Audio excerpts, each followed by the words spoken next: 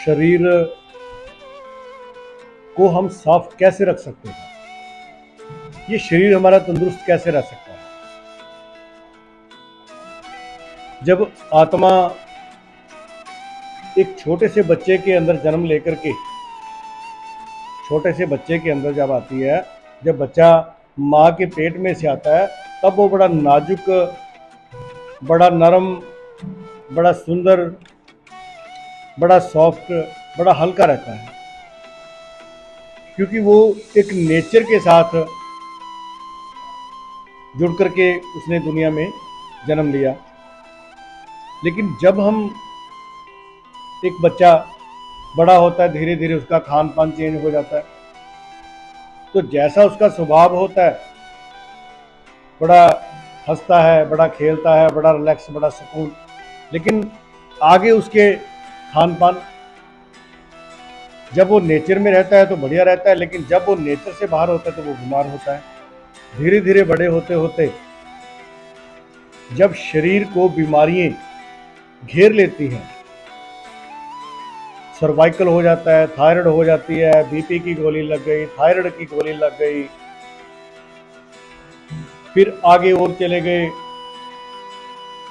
फिर आर्थराइटिस की तरफ हो गए, जॉइंट्स पेन की तरफ हो गए, घबराहट की तरफ हो गए, फिर जो सुकून है वो बीमारियों के अंदर चला जाता है। फिर उसके बाद दिल नहीं लगता, आत्मा को सुकून नहीं मिलता, क्योंकि शरीर अगर पीड़ा में रहेगा, तकलीफ में रहेगा, तो वो बीमारियों में रहेगा, तो वो नरक का दरबार रहता है, तो वो नरक की तरफ रहता है।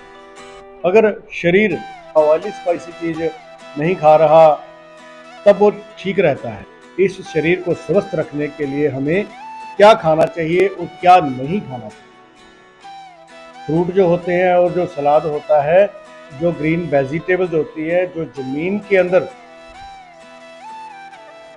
पैदावार वाली चीजें होती हैं, वो शरीर को सुकून देती हैं। लेकिन मार्केट वाले फैक्ट्रियों के सामान हमें बीमार करते हैं, हमें तली भुनी चीज़ें हमें बीमार करती हैं। जब हम फ्रूट सलाद की नेचर के अंदर भगवान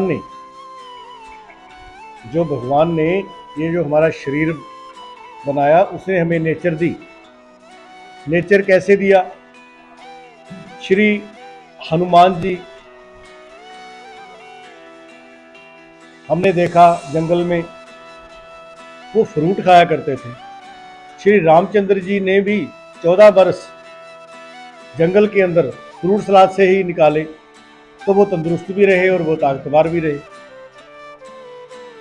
लेकिन आज का जो दौर, वो तली भुनी चीजों ने ले लिया, तो आजकल अपने घर में ही आदमी बीमार है।